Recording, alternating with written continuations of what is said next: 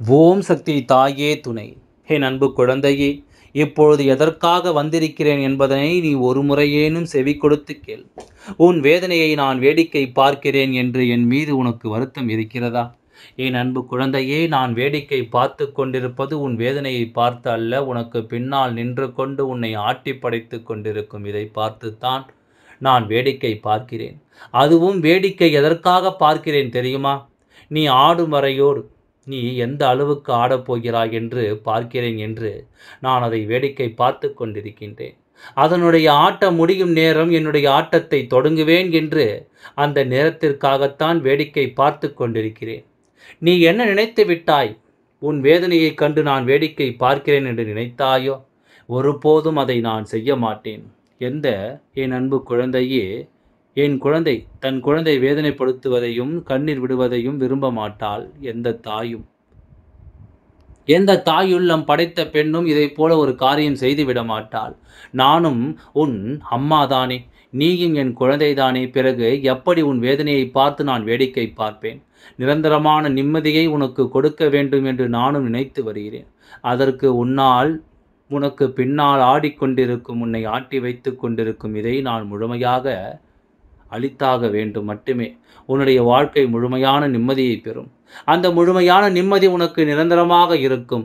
அதற்காகத்தானே அந்த நேரத்திற்காக அதை வைத்துவிட்டு வேடிக்கை பார்த்து கொண்டிருக்கிறேன். அதனுடைய ஆட்டத்தின் முடிவு என்னுடைய ஆட்டம் தொடக்கமாக போகிறது.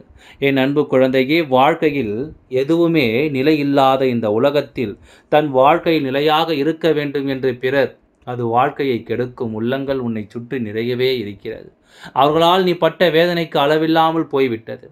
எத்தனையோ கஷ்டங்களை உனக்காக கொடுத்துவிட்டு நீ எப்பொழுது முன்னேறுவாய் என்ற நேரத்தை பார்த்து கொண்டு இருக்கின்றது. அவர்களை எல்லாம் அடியோடு அழிக்க வேண்டும் என்றால் நான் பொறுமையாகத்தான் இருந்தாக வேண்டும். அந்த நேரம் வரும் வரை நான் காத்திருக்கத்தான் வேண்டும். அதற்குள் உன்னுடைய வேதனையை நான் வேடிக்கை பார்க்கிறேன் என்று என் மீது வருத்தம் கொள்ளாதே. என்றும் உன் அம்மா அந்த காரியத்தை மட்டும் செய்ய மாட்டேன். சிறிதளவு நேரம் கிடைத்தாலே அந்த நேரத்தில் என் குழந்தைக்கு என்ன செய்ய முடியும் என்று தான் யோசித்து கொண்டிருப்பேன். உனக்கு பின்னால் நின்று உன்னை ஆட்டி வைத்து கொண்டிருக்கும் இந்த கொடூரத்தை நான் முழுமையாக அழித்துவிட்டுத்தான் உனக்கு நல்லது செய்ய முடியும். இன்னும் ஓரிரு நாள் காத்திரு. எத்தனையோ நேரத்தையும் காலத்தையும் கடந்து வந்து விட்டாய். இந்த ஓரிரு நாள் உனக்கு பெரிதல்ல என்பது உனக்கு தெரியும். இந்த ஓரிரு நாள் காத்திரு. உனக்கு நல்ல நிலைமையை கொடுத்து உன்னை மகிழ்ச்சி ஆக்குகிறேன். நீ கேட்டதை நான் தயாராகத்தான் வைத்திருக்கிறேன். நீ கேட்டதை கொடுக்க வேண்டும் என்ற ஆசையில் தான் இருக்கிறேன். ஆனால் அதை இப்போது நான் உனக்கு கொடுத்தால் அதில் சந்தோஷம் கிடைக்காது, தோல்விதான் மிச்சமாகும். உனக்கு சந்தோஷம் கிடைக்க வேண்டுமென்றால் உன் பெண்ணால் இருக்கும் இந்த கொடூரத்தை அழித்துவிட்டு பிறகு இதை உன் கைகளில் கொடுக்கிறேன். காத்திரு, நல்லதே நடக்கும். ஓம் சக்தி தாயே துணை. நன்றி, வணக்கம்.